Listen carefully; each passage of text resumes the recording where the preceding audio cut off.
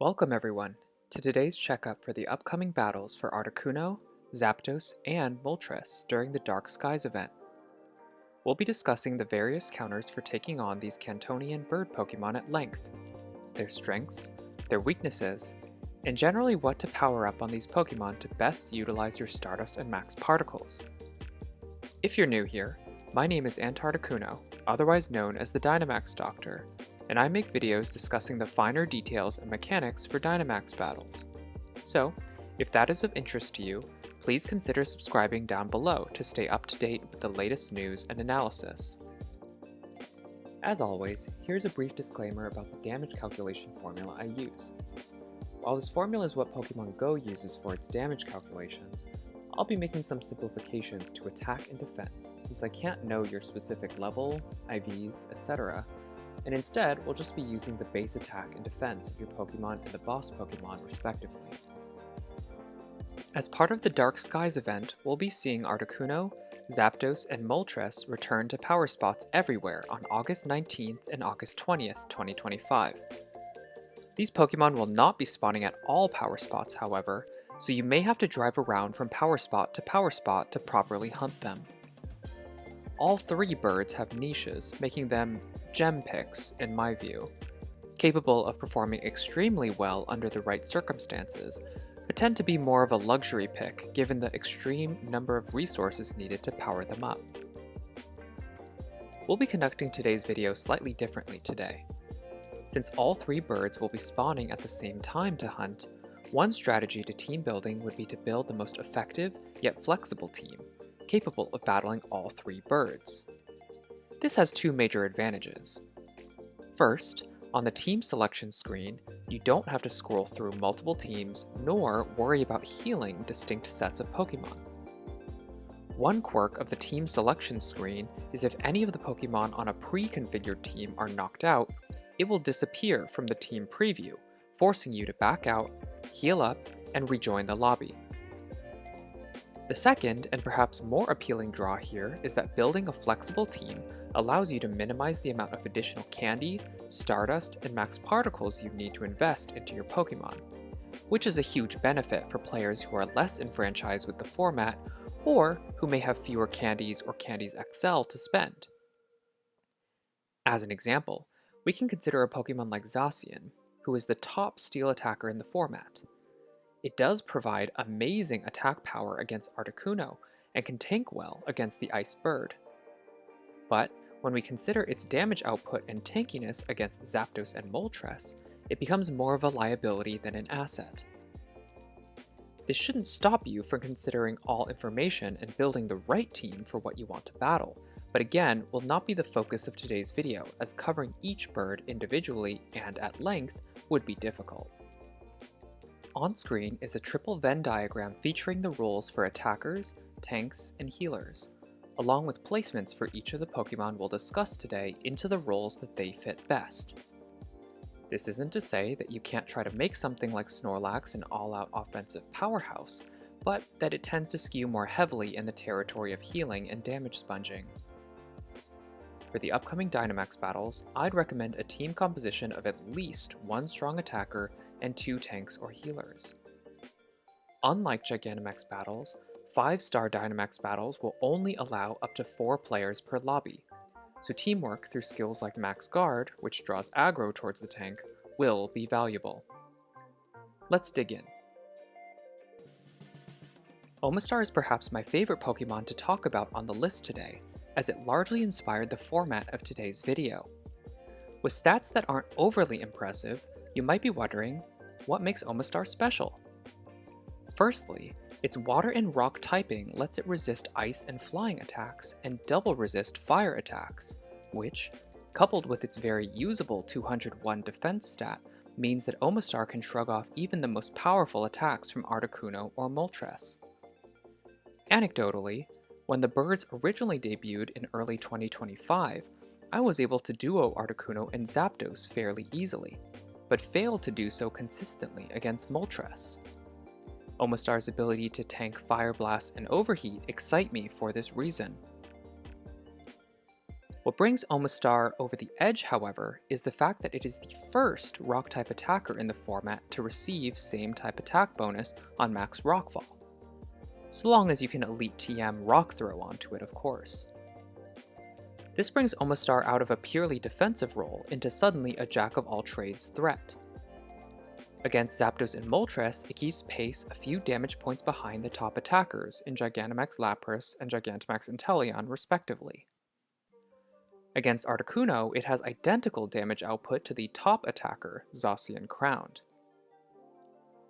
That's a lot of value for a non-Gigantamax Pokemon that will be widely accessible moving forward whenever Omanite is in the Power Spot rotation. With Omastar debuting soon, this may very well be a key player to power up, no matter the bird you're hunting. Gigantamax Toxtricity is a great attacker for all three of the birds. While it is not the strongest attacker against any of them, the fact that it can be used against Articuno, Zapdos, or Moltres and still mostly keep pace with the strongest attackers for each is a powerful statement. And, while Toxtricity is generally pretty frail, it does have the unique property of resisting Zapdos' attacks, which allows it to guarantee surviving an attack or two, standing out among other attackers against Zapdos that can be one-shot by Zapdos' electric attacks. Gigantamax Inteleon is the hardest hitting Pokemon in the game right now, sporting the highest base attack stat of any Pokemon along with access to the Gigantamax damage tier in Gmax Hydrosnite. Against Zapdos and Moltres, Inteleon is the best attacker. What comes with that title, though, is an extreme vulnerability to the wear and tear of battle, even when it can resist Moltres' fire attacks. If you plan to bring an Inteleon of your own, be sure to keep it concealed and carried, taking aim only during Dynamax phase. Gigantamax Cinderace is a great attacker for Articuno and Zapdos. Similar to Toxtricity, which was mentioned earlier, it's not the best in class against either of them, but the versatility is helpful if you intend on hunting more than one bird at a time. Cinderace also sponges damage quite well against Articuno, allowing it to survive a few hits, even super effective ones like from Ancient Power. For Gigantamax Cinderace, you'll want the fast attack Tackle, as the 0.5 second move will charge up the max meter faster. But if you only have a Dynamax Cinderace, Fire Spin works, and will be necessary to use Max Flare instead of Max Strike. On the defensive side, Shuckle has emerged as an impressive tank in almost all situations. For Articuno, Zapdos, and Moltres, you can see that with the proper investment in Max Guard, Shuckle can shrug off every attack, losing at most a shield even in the worst case. This makes Shuckle a top contender as a tank if you intend to hunt multiple birds. There are, of course, some downsides to using Shuckle. Firstly, its damage output is paltry at best. Even with doubly effective max Rockfalls via Rock Throw, Shuckle's throwing pebbles at Articuno, Zapdos, and Moltres. Additionally, due to its low stamina stat, Shuckle will not be able to damage sponge for long without its beefy shields from Max Guard, and by proxy also means Shuckle cannot heal either. Choose this one-trick pony if you need an ironclad defense. Otherwise, you might want to consider a more flexible defensive counter. Zamazenta is another great tanking option for Articuno and Zapdos. Its steel typing is a real asset, giving it resistances to rock and ice. Its 292 defense stat also makes neutral flying hits feel like they're resisted. Outside of that, you can see that Zamazenta can also deal impressive damage against Articuno with super effective Behemoth bashes. And as always, Zamazenta's unique ability to start the battle with a shield, so long as you have Max Guard unlocked, can be a great way to start the battle with some offensive pressure. In other words, if you lead Zamazenta, it allows your teammates to start the battle with hard-hitting attackers without them having to worry about being targeted early before the first Dynamax phase.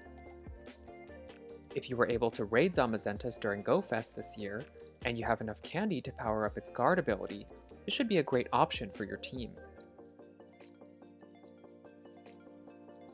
Latias is a great tank against Zapdos and Moltres, its dragon typing being a real asset here. Latias has access to the 0.5 second fast attack Dragon Breath too, which is invaluable for expeditiously filling the Dynamax meter. Not to mention that for a tank, it also can deal decent damage with its Max Whirlwinds or Max Mindstorms. If you're able to pick up enough Latias candy from the Dynamax weekend last week, investing them into Latias' CP and guard abilities can be a good choice. While Blastoise was invaluable in the early days of Dynamax, it has fallen off a bit in usage as of late. For the Cantonian birds, however, Blastoise rockets back to the forefront as a very useful and versatile pick for players, being one of the few Pokemon where the Dynamax form can occasionally be more useful than its Gigantamax counterpart. This is due to its access to the Fast Attack rollout, which does double-duty super effective damage against Articuno and Moltres, but is only translated into the Max Rockfall attack when using the non-Gigantamax Blastoise. It has a serviceable defense stat in 207, which, coupled with its mono water typing, allows it to shrug off most ice and fire attacks with ease. For newer players lacking some of the exclusive Gigantamax or legendary Pokemon options mentioned previously, Blastoise can be a great entry point to these battles, and for those already with a powered up Blastoise, it might be a good time to polish off its shell. Gigantamax Lapras is another interesting topic for discussion today. It fulfills several roles, being principally useful in the Articuno and Zapdos fights, but for different reasons. Against Articuno, Lapras is a decent tank, able to double resist ice attacks, and sports a chunky 277 stamina stat that allows it to survive hard-hitting neutral attacks like Hurricane, as well as super effective ones like Ancient Power. However, it fails to be a meaningful attacker for Articuno and must settle for guarding or healing in the matchup. Against Zapdos, however, Lapras is the best attacker, dealing massive damage with a fully powered up Gmax Resonance. Conversely, Lapras should not be used as a tank at all for Zapdos, as it can be one or two shotted rather easily. I'd recommend going with Lapras if you need a healer that will also double as a situational tank for Articuno, or extra damage against Zapdos. Blissey is, as always, a great healer for all three birds. Outside of that, however, your mileage will vary. Its attacks are paltry and honestly borderline waste of time during max phase. Due to its middling defenses, it also can't reliably tank, with its shields fully breaking against certain moves like Overheat. Where I see Blissey being usable for players is if you decide to chance it with random players, either in person or remotely, as you won't be able to coordinate tanking strategies as easily. In these situations, it's more of an every man for himself mentality, and what matters most is preserving your attacker in the back for as long as possible, and Blissey can do that with its mountain of HP. Similar to Blissey, Snorlax is a great healer for all three birds. While it lacks the same scale HP-wise, Snorlax does differentiate itself with its access to a Gigantamax move in Gmax Replenish. This makes Snorlax a lot less passive and more versatile in battle. Nonetheless, the same caveats apply to Snorlax as they do to Blissey. It will not tank very well, as its shields will fully break against certain moves like Overheat. I'd recommend going with Snorlax if you need a healer that can occasionally do decent damage, or if you want to risk it with random players where having a Pokemon that can body several hits indiscriminately can be valuable. I hope you feel a bit more prepared for the upcoming return of Articuno, Zapdos, and Moltres. If you learned something or found anything surprising in today's video, drop a comment below. And don't forget to like and subscribe while you're at it. Till next time.